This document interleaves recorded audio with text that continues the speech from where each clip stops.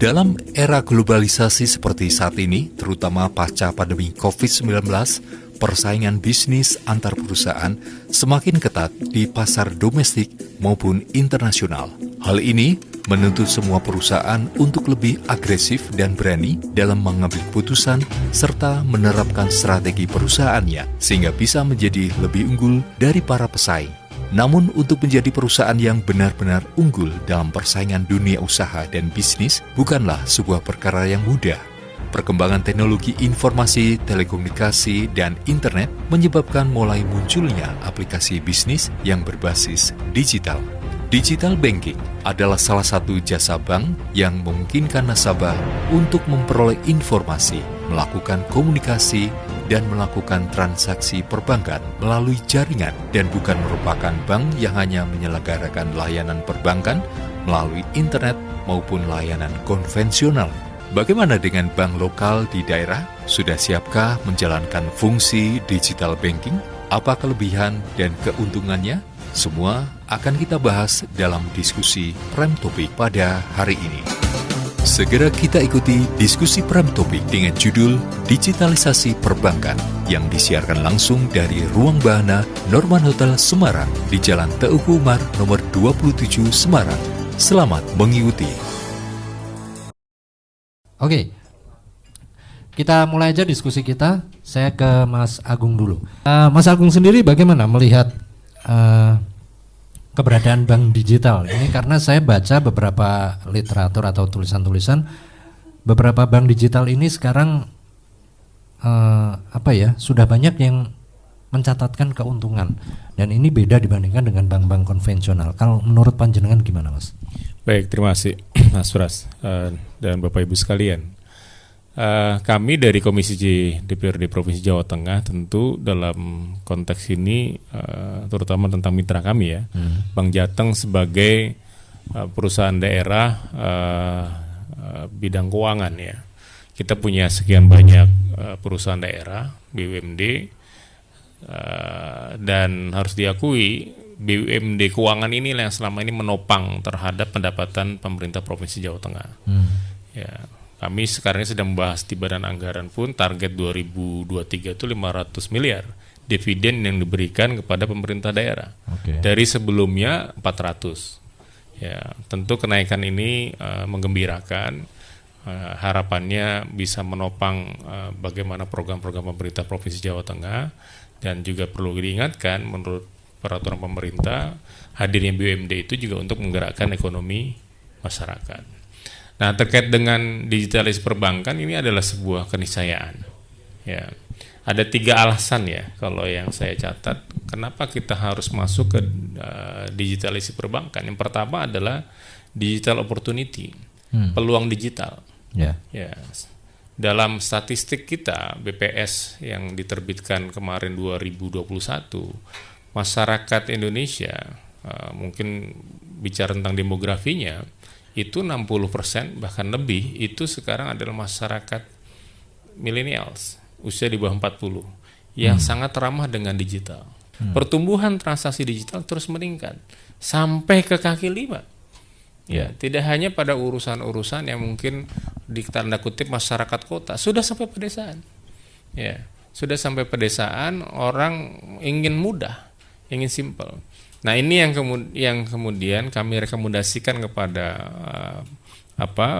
BUMD kita, terutama di keuangan, tidak hanya Bank Jateng, tapi kita punya BPR seluruh Jawa Tengah, BKK Jawa Tengah untuk sudah mulai punya awareness, perhatian dan juga adaptasi terhadap teknologi yang sekarang ini. Tadi saya kan sempat menyinggung beberapa literatur bacaan-bacaan saya ini yang menyatakan bahwa beberapa bank digital sudah membukukan keuntungan.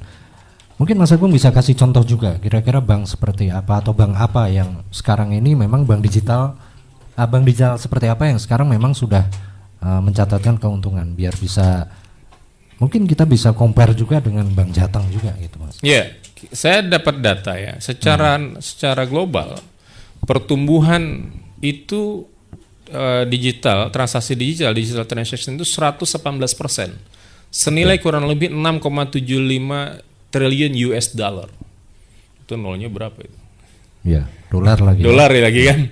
Nah, kalau kita bicara di Indonesia, transaksi elektronik ya, uang elektronik itu di tahun 2021 786,35 triliun. Ya, 786,35 triliun nilai transaksi pada tahun itu. Itu di seluruh Indonesia. Indonesia sih. Oke. Dibanding tahun sebelumnya 504,96 triliun. Ini sumber data Bank Indonesia tahun 2021. Oke. Angka yang sangat besar. Ya. Artinya ini akan masalah waktu. Memang kita tidak akan melakukan sebuah proses revolusi sistem ya. Semua akan digitalis, tidak. Kan pasti akan bertahap. Tetapi kalau kemudian kita tidak awareness terhadap masalah ini ya, saya memberikan apresiasi juga. Sekarang ini sudah ada direksi khusus tentang IT ya di Bank Jateng.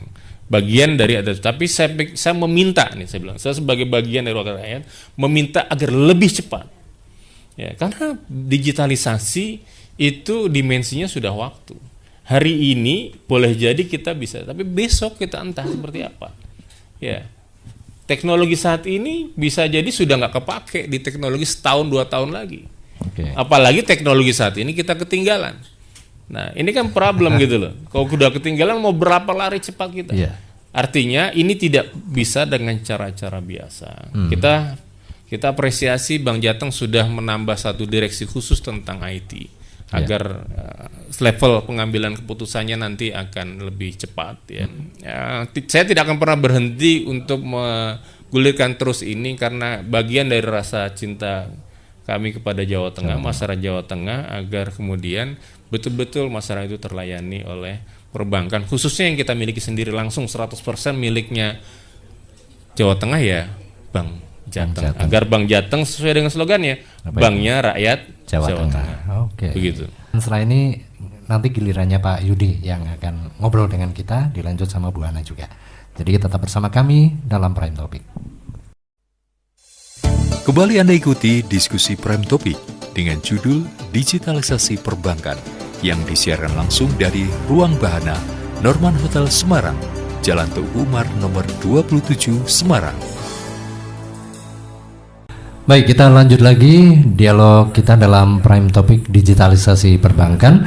Di sesi awal tadi Mas Agung sudah banyak menjelaskan ya kenapa penting gitu. Nah, sekarang sesi ini gilirannya Pak Yudi karena beliau ini pelaku juga di bidang perbankan sekaligus eksekutif senior IT di Bank Jateng. Nah, saya pengen tahu nih Pak Yudi, karena panjenengan ini seorang pelaku di perbankan, kira-kira seberapa penting sih digital banking kalau menurut Anda, Pak? Ada 3 area di Bank Jateng yang digitalisasi. Pertama tadi soal milenial, teknologi di depan itu kami kelompokkan sebagai digitalisasi layanan ke nasabah. Nanti ada turunannya. Area kedua yang besar juga adalah digitalisasi proses internal. Proses internal ini kita digitalisasi dengan maksud dan tujuan agar supaya kita beroperasi secara lebih efisien, yang ujung-ujungnya akan juga berdampak terhadap nasabah kami gitu loh. Area ketiga yang juga jadi fokus kita itu adalah data, Pak. Data bagi bank saat ini adalah sebuah harta karun. Jadi sebuah mining baru, sebuah resource besar yang harus kita manfaatkan sehingga kita bisa memonetize atau menguangkan data ini gitu loh.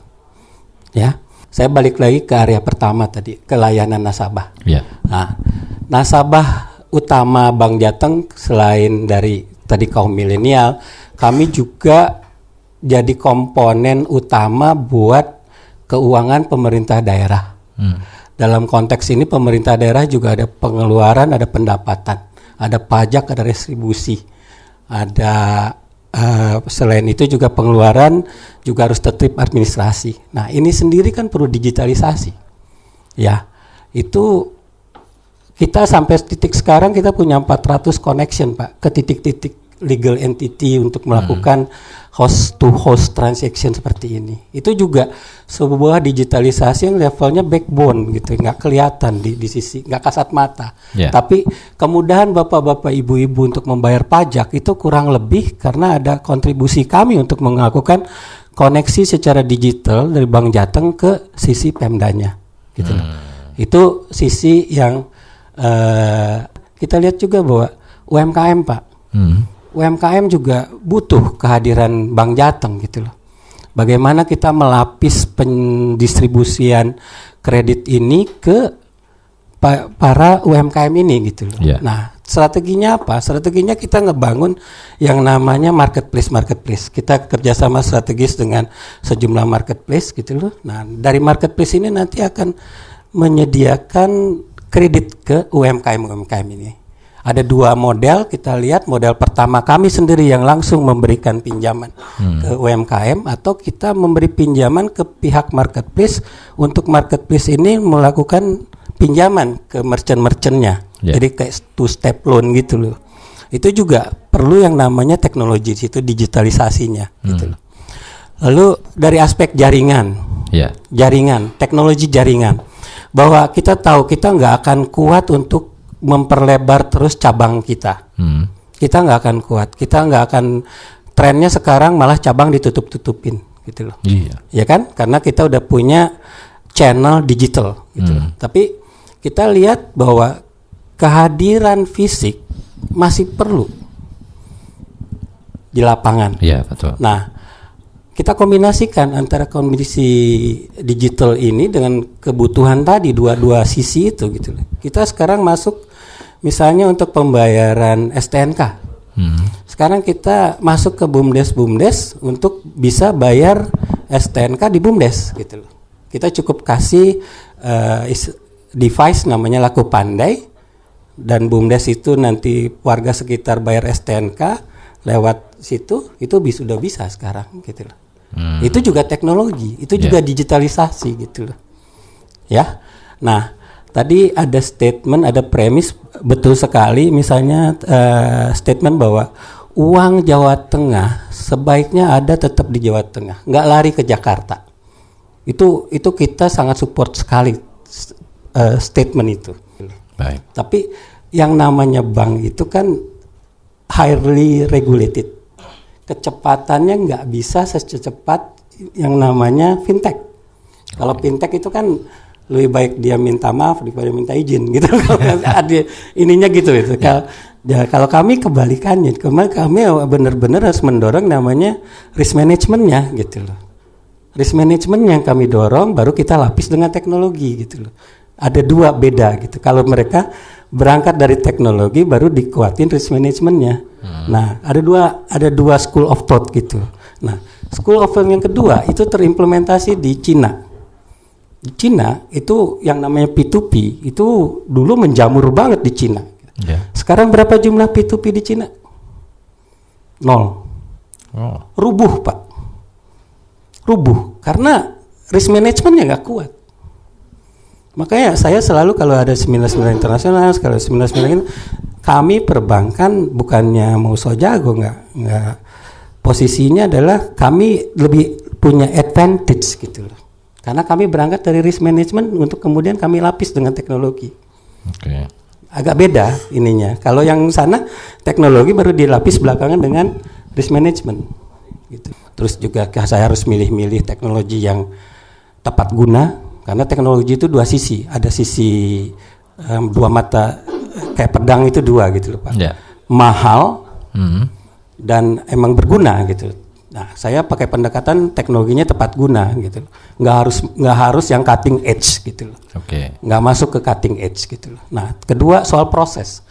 Proses internal itu juga harus dibenahin. Kalau nggak nanti ada istilah yang tadi Bapak ketelan kartu itu sendiri. Itu proses Pak. Proses bagaimana kita dengan dunia yang sekarang udah berubah, logikanya premis operasionalnya juga harus bergerak ngikutin itu. Itu proses yang harus kita benahin.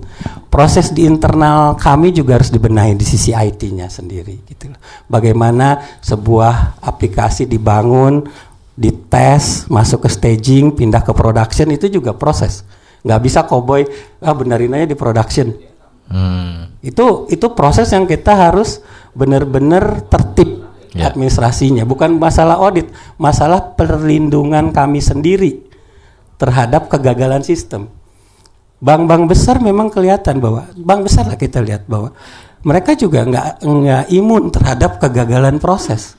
Kita tahu ada bank besar kira-kira 6 bulan lalu stop operasionalnya karena kegagalan swingnya. Ya kan? Alhamdulillah Bank Jateng so far swingnya kita lakukan hampir 3 bulan sekali lancar. Tapi kan itu di bawah karpet, nggak kelihatan. Tapi itu kita juga harus benahin proses-proses itu. Ya kan? Nah, poin ketiga adalah tadi people. People-nya harus kita bangun, leadership, culture, itu harus dibangun pelan-pelan. Alhamdulillah udah progressing sekarang gitu. Nah nanti gilirannya Bu Hana ya. Dari kacamata akademisi, bagaimana beliau melihat keberadaan bank digital atau digitalisasi perbankan ini setelah beberapa informasi berikut ini. Jadi tetap di Prime Topic. Kembali Anda ikuti diskusi Prime Topic dengan judul Digitalisasi Perbankan yang disiarkan langsung dari Ruang Bahana Norman Hotel Semarang, Jalan Teguh Umar nomor 27 Semarang. Anda masih di Prime Topic kita dengan tema digitalisasi perbankan. Sesi sebelumnya tadi Pak Yudi sudah banyak sekali menjelaskan tentang Bank Jateng, apakah Bank Jateng sudah menjalankan fungsi digital, dan ternyata sudah, dan pembenahan-pembenahan juga masih terus dilakukan. Nah, gilirannya Bu Hana Kadarningsih, ini dari kacamata akademisi ya. Saya pengen tahu, dari tadi kita ngomongin tentang digital banking. Saya pengen ngerti Bu, sebenarnya digitalisasi perbankan itu definisinya apa gitu Bu? Kalau saya lihat sebenarnya bank itu harus bagaimana, karena bank itu kan sebenarnya kan, kalau bank di Indonesia itu kan ada 2 ya Pak, yang bank, ada bank digital sama bank konvensional yang memberikan layanan digital, itu beda. Kalau bank digital tuh mungkin kantornya cuma 1 tok di Jakarta. Karena kan dia nggak butuh kantor cabang banyak. Tapi kebanyakan bank di Indonesia kan masih bank konvensional dengan layanan digital seperti itu. Terus saya lihat lagi, saya sempat lihat data dari Bank Jateng, saya bandingkan data keuangan itu. Saya bandingkan dengan Bank Jatim, Jabar, dan DKI. Saya lihat hanya 1 bank Jabar tuh hanya yang punya namanya e-money. Yang lainnya tuh nggak ada. E-money. Tetapi saya juga apresiasi dengan 2 bank ya, Bank Jateng dan Bank Jatim, di mana dia ROE itu adalah pengelolaan modal untuk mendapatkan laba. ROE-nya tuh tinggi banget. Bank Jateng sama Bank Jatim hampir sekitar 27 kalinya. Jadi kalau misalnya punya modal 1M, dia bisa balik lagi 27M, maksudnya bagus. Sedangkan Bank DKI sama Bank Jabar, walaupun tadi punya e-money, yang Bank Jabar itu hanya 8 kali pengembalian. Nah ini saya memang mau pengen tanya gitu maksudnya. Bank Jateng itu saya lihat kan laporannya, dia tuh ROE-nya kok tinggi banget, tapi dia itu kan untuk yang digitalisasi saja pendapatannya kecil sekali ya, hanya sekitar 8%. Terus saya berpikir, kan bank tuh kan bisa memilih ya strateginya ya. Sebenarnya ini strategi investasi ya, strategi investasi itu maksudnya mau disalurkan kredit tadi sesuai dengan role-nya dia, bisnis core-nya dia tadi, intermediary bank ya, atau mau sebagian dialihkan yang resikonya minim ya.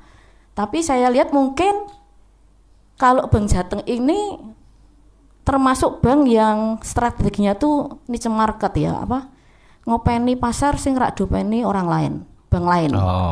Karena saya lihat dia aja Bank Jateng tuh kan karena kreditnya tuh pendapatan kredit itu hampir 4,6 triliun loh Pak. Ya Pak, 4,6 triliun. Sedangkan pendapatan yang digitalisasi hanya sekitar 500 jutaan aja. Lah, tapi saya lihat karena dia ngopeni UMKM. Dia menyarankan kredit, kemarin kan saya lihat ya 9 September ya, kalau nggak salah itu 2022 itu ada kredit lapak ya Pak ya. Bunganya dari pertama 7% turun jadi 3% setahun. Lah, saya lihat kalau bank-bank yang gede-gede kan rak ngopeni sing cilik-cilik gini loh, yang kecil-kecil kayak gini. Tapi ini Bank Jateng ngopeni ngasih kredit ya 1 juta sampai 25 juta maksimal. Coba kalau yang kecil-kecil gini, ya memang mereka juga mungkin yang masalah digitalisasi kan masih nggak mudeng ya kalau UMKM ya. Yeah. Menurut kemarin laporannya Pak Jokowi aja, UMKM di Indonesia itu kan banyak banget yang pakai digital payment aja hanya sekitar di bawah 20%, bayangkan. Berarti intinya pertama ya literasi keuangan kita masih kurang banget, itu yang pertama. Kalau kita pun beli investasi teknologi sampai gede banget, tapi kalau masyarakatnya aja nggak mudeng tenang dengan ini, terus soalnya masih lemah, ya iman karena kan teknologi itu nggak murah Pak, mahal pol. Lah itu loh makanya. Jadi yang saya sih memahami kenapa Bank Jateng masih agak nggak terlalu cepat teknologinya dibandingkan bank lain. Bank lain aja ATM aja sudah ada namanya setor tunai ya. Kalau Bank Jateng kita barusan kemarin ya Pak ya, barusan kemarin kita bisa ngambil seperti itu ya, seperti itu. Jadi tapi saya memahami strateginya Bank Jateng. Mungkin karena itu ngopeni yang kecil-kecil tadi. Karena kalau yang bank gede itu kan nggak mungkin dikasih itu UMKM segitu tuh nggak mungkin. Bunga dengan 3% itu nggak mungkin. Jadi menurut saya bisa sih ya, mungkin perlu juga sih ada bank yang tidak terlalu follower dengan yang lainnya. Ya kan? Ya toh Pak. Nah, penting nggak sih Bu bank-bank ini menjalankan fungsi digital Bu? Penting ya. Kan semuanya kan pasti punya fungsi digital, cuma porsinya itu yang ada yang banyak, ada yang sedikit gitu loh maksudnya. Kalau yang bank lain, yang bank umum lain selain bank pemerintah itu dia kan bisa pendapatannya sampai misalnya pendapatan 5 triliun ya 17% nih dari 5 triliun udah berapa, itu udah bisa bayar gaji karyawan dan macam-macam. Nggak perlu nyalurkan kredit, nggak perlu bingung nanti macet apa enggak, kan nggak perlu. Itu resikonya sebenarnya lebih minimal sebenarnya kalau menurut saya loh. Sekarang bank malah arahnya malah ke sana. Malah ke sana yang bank-bank yang gede-gede, yang misalnya bukan yang ini loh, yang besar-besar. Ya, itu bank yang gede-gede ya. Nah, kita bicara ke Bank Jateng karena kita di Jawa Tengah.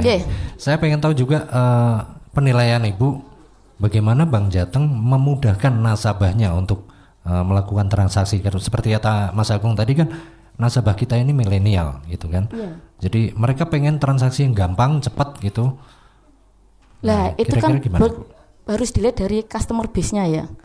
Customer base-nya Bank Jateng tuh apa dulu? Nah itu loh. Kalau ternyata kebanyakan UMKM ya berarti ya kepentingan kalau digitalisasi kan porsinya mungkin lebih sedikit dibandingkan kalau misalnya Bank BCA. Kan lihat dulu customer base-nya tuh Pak, bisnisnya customer tuh apa aja di situ. Kalau saya penting dari situ ya. Kalau misalnya tadi customer base-nya kebanyakan orang-orang yang literasi keuangannya masih rendah, terus tetap beli teknologi, nanti malah ROI-nya nanti malah minus ya Pak. Kan emang gitu maksud saya. Nggak, jadi gini, kami apresiasi sejak awal kan statement saya kita apresiasi bahwa Bank Jateng ini adalah bank BUMD kita yang memberikan dividen terbesar. Kami apresiasi dan terus tumbuh ya. Artinya apa? Ya strategi bisnisnya kami akui tepat ya.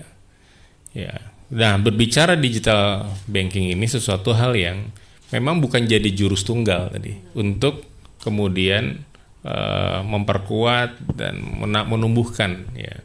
Saya setuju dengan tadi disampaikan ya, kita harus semua berbasis data ya. Nah, customer base-nya seperti apa.